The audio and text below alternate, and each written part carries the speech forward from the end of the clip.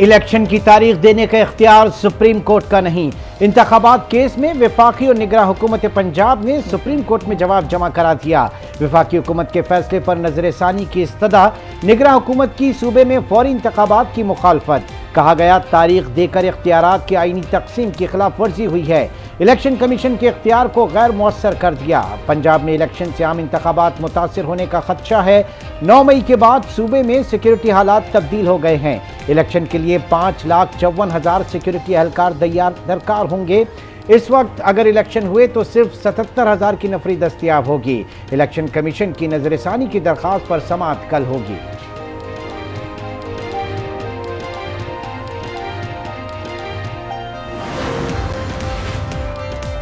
निगरां हुकूमत का काम ही इलेक्शन करवाना है। इलेक्शन से माजरत कर ली है तो बैठे हुए क्यों हैं? शुएब शाहीन का सवाल। कहा, ये किसकी इजाजत से बजट देंगे? फौज का काम सरहदों पर सिक्योरिटी फराहम करना है।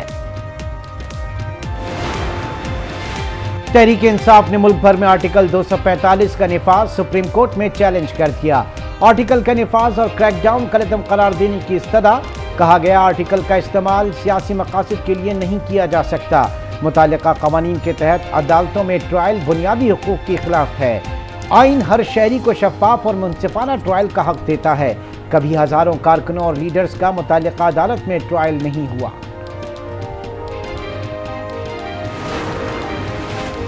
जजेस ऑडियो लीक्स की तहकीकात, जुडिशल कमीशन का कार्रवाई पब्लिक करने का ऐलान। बुध तक ऑडियो रिकॉर्डिंग की रिकॉर्ड तलब कर लिया।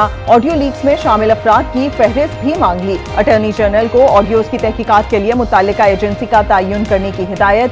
जस्टिस काजी फैज ईसा ने इंक्वायरी कमीशन का दायरा इख्तियार वाज़ेह कर दिया। कहा, inquiry commission supreme judicial council नहीं है। कमीशन किसी जज के खिलाफ कोई कार्रवाई कर रहा है न करेगा। कमीशन सिर्फ हकाइक के तयन के लिए कायम किया गया है। सुप्रीम जुडिशल काउंसिल के दायरा इख्तियार में मदाखलत नहीं होगी। कमीशन ताउन न करने वालों के समन जारी कर सकता है। आइंदा इजलास हफ्ते को होगा। पीटीआई ने ऑडियो लीक्स जुडिशल कमीशन को चैलेंज कर दिया। सुप्रीम कोर्ट में दरखास्त दायर कर दी। जुडिशल कमीशन की तश्कील का नोटिफिकेशन कलअदम करार देने की इस्तदा। कहा गया, चीफ जस्टिस की इजाजत के बगैर किसी जज को नामजद नहीं किया जा सकता।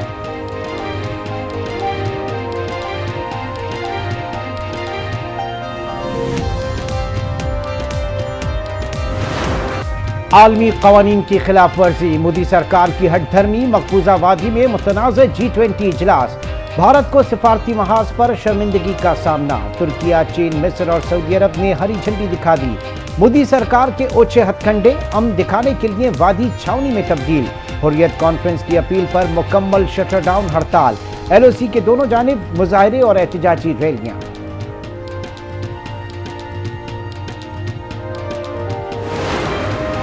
मकबूजा कश्मीर की आवाज दबाई नहीं जा सकती। वजीर खारजा बिलावल भुट्टो कश्मीरी आवाम से इजहार यकजहती के लिए मुजफ्फराबाद में मौजूद। वजीर खारजा आज कानून साज असम्बली से खिताब करेंगे। कश्मीर की सियासी क़यादत से मिलेंगे। वजीर आजम आज़ाद कश्मीर चौधरी अनवार बिलावल भुट्टो के एजाज में जोहराना देंगे। बिलावल भुट्टो आज रात बाग आज़ाद कश्मीर रवाना होंगे।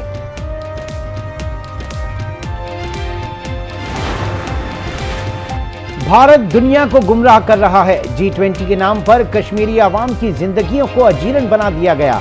हुर्रियत रहनुमा अब्दुल हमीद लोन कहते हैं, भारत मसला कश्मीर की हकीकत को तस्लीम करे। चीन, तुर्की और सऊदी अरब की कॉन्फ्रेंस में अदम शिरकत हौसला अफजा करार। आलमी बरादरी से बेहिसी का मुजाहरा तर्क करके कश्मीरियों को आज़ादी दिलाने का मुतालबा। साबिक वजीर आला महबूबा मुफ्ती बोली, मोदी सरकार ने वादी को ग्वांतानामो बे बना दिया है। हुर्रियत रहनुमा यासीन मलिक की अहलिया मिशाल मलिक ने कहा, हम कश्मीर और उसके जमीन के वारिस हैं। ये तो सरासर कश्मीरियों के साथ ज्यादती है, क्योंकि एक मुतनाज़ जगह पे G20 का इजलास बुलाना ये उनकी खिलाफ वर्जी है। मुतनाज़ इलाकों में इस तरह की सरगर्मियाँ करना इश्तियाल को उबारने पर मजबूर करता है। यहाँ पे मीटिंग करके क्या दर्श देना, दुनिया को क्या सबक दिखाना चाहता है? दुनिया की आंखों में मिट्टी डालना चाहता है कि यहाँ पूरा अमन इलाका है, जबकि UN ने इसको बाकायदा मुतनाज़ा इलाका करार दिया हुआ है। अवाम ने भारत के मकबूजा कश्मीर में G20 इजलास को अक़वाम मुत्तहिदा की करारदाद के खिलाफ वर्जी करार दे दिया। कहते हैं, भारत दुनिया में इंतशार फैलाना चाहता है।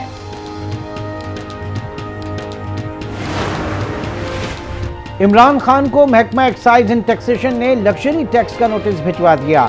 जमान पाक घर की लग्जरी टैक्स कीमत में 14,40,000 रुपए का नोटिस भिजवा दिया गया। टैक्स जमा कराने की आज आखिरी मोहलत। टैक्स जमा ना कराया गया तो एक और नोटिस जारी किया जाएगा। इमरान खान ने नोटिस वसूल कर लिया। बिलियंस ऑफ रुपीस चंदे में इमरान खान को मिले, बकौल उनके, जिसको क्लेम भी करते हैं। कहां गए वो पैसे? उसका हिसाब आना चाहिए। सबसे ज्यादा नुकसान पूरे पाकिस्तान में सबसे ज्यादा नुकसान हुआ सिंध का, बरसात तबाह करूंगा, तो पैसे भी सिंध के लोगों के आवाम को मिलते हैं ना। हम तो गवर्नमेंट तो नहीं मांग रही उनसे। इमरान खान हिसाब दें, चंदे के अरबों रुपए कहां गए? वजीर इत्तलात सिंध शर्जील मेमन का सवाल।